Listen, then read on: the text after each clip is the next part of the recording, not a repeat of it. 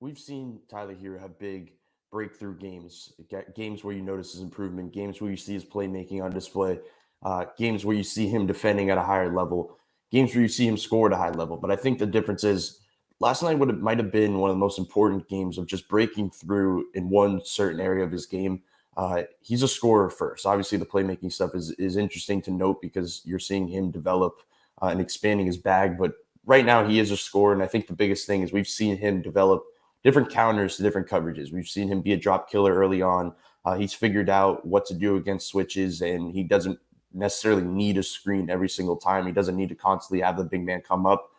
He's figured out blitzes. He's figured out how to kind of make that pass to the cut back door or kind of just take the defenders out of the play. Like he's figured things out for every single coverage. The one thing that he has struggled with over time is length. We've noticed that in the two Cleveland games. There's been other teams that have kind of thrown length at him and put a big body on him, and it's kind of just led to him struggling a bit more. This Raptors team is a very unique team. Like they just have a length all over the court, but the difference is with their length, they actually have quickness.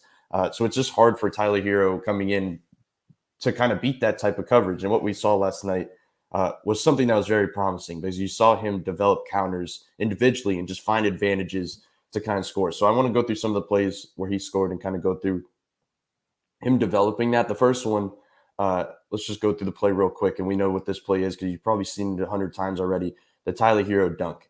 The interesting thing about it is the way that he gets this shot. This play is something that Kyle Lowry and Bam Adebayo did a lot to start the season. It's just a normal, entry pass, and then usually he'll clear out, go to the weak side, and it's that four guys on the weak side thing where they set back screens and try to get somebody open eventually.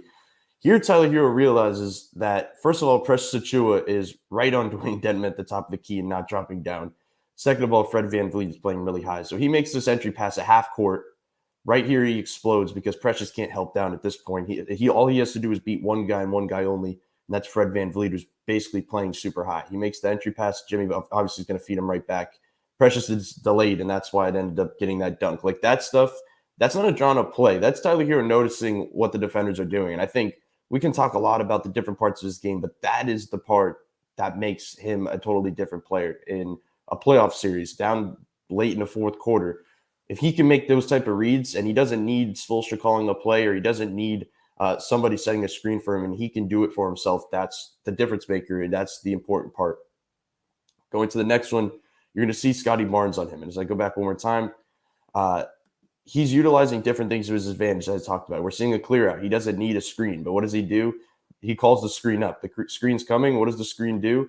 It just leads to Precious Achiuwa basically putting in no man's land. They switch a lot, obviously, so it's a different. But obviously, just seeing Tyler Herro be able to throw a little hesitation in there, get to the basket and finish among all these lengthy defenders, like he's by far one of the smallest guys on the floor in most of these lineups. Like for him to find these advantages and just get by a guy like Scotty Barnes one-on-one, it's just so crucial.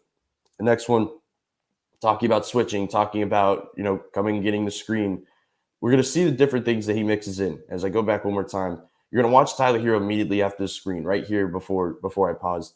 He's going to throw this little hesitation, as I just talked about again, to gain that slight advantage. All he needs is a slight advantage to kind of turn a big man's body. And it's something that's important for any defender. If you can turn their body and you can get by them, that's the whole point. But when you have a bigger guy that's switching on to you, this is the important part. He goes up the screen, quick hesitation right there. Now Siakam's kind of trailing, and he has to kind of pick up. Now the tagger is coming in, Scotty Barnes. He goes up, and he finishes around the rim. It's another thing that I'm going to show down the line.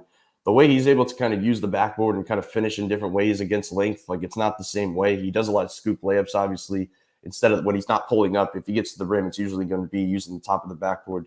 But it's interesting to see these little tiny counters he's using to try to beat these taller defenders, because this is something we did not see against Cleveland earlier in the season when they would put an Evan Mobley or even a Lauri Markkanen would be on him. And then when he'd get by him, it was a Jared Allen waiting by the rim. Like this is a totally different team, but also just seeing him develop these type of moves. Another one, we're going to see Bam come and get the Herro screen. Now, all he needs is to make the 2-on-1. It's something I talk about all the time is the 2-on-1s when you set the screen. But something you wanted to see Herro do late in games, and it was something that was interesting. They kept giving the Herro the ball late in the game, but it was a lot of forcing. It wasn't a lot of high pick and roll stuff like this. This is where you want to do. You want to try to force 2-on-1s especially when you have Tyler Hero and Bam on a bio back. You can make things happen. But as we talk about little tiny things that Tyler Hero is doing to kind of fool defenders, this is one of them. He gets the 2-on-1, but you're going to watch Precious come over to help with the nail. What does Tyler Hero do? Throws a Euro step right inside the 3-point line. He fakes out the pass. Precious Achiuwa goes flying, and he ends up with a wide open floater in a blink of an eye. Like, you just see it happen so quickly that he goes right here. He kind of fakes that pass, and he gets a wide open floater out of it. Like, this stuff is not just like a normal thing to add to your bag. Like, Tyler Hero after the game said something along the lines of, like, he's got a lot in his bag. He definitely does. And it's interesting just to see the way, first of all, the off the ball stuff I feel like is more important, but I'm focusing more on the ball, just the different counters he's providing. That stuff's just intriguing, just to see him forcing and getting open shots, just at a tiny little things to get the off ball, help defenders off them. The last one, you're going to see that this was a Jimmy Butler pass out. This is usually a Tyler Hero 3. He gets the pump fake. Scotty Barnes goes by. And as I talk about utilizing the backboard, first of all, two lengthy guys, once again, just going toward Hero at the rim is just not an easy type of finish you're going to have eventually.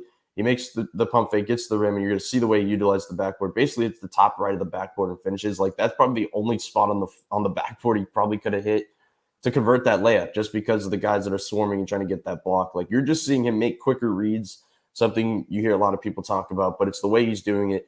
And now he's basically checking off the final thing on his bucket list in terms of coverages, because like I said before, he's figured out many things. Every team has thrown a different thing at him. He's seen obviously zone, he's seen drop, he's seen switching, he's seen blitzing.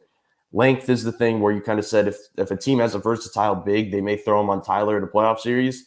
It seems like he may be able to figure it out if they do that.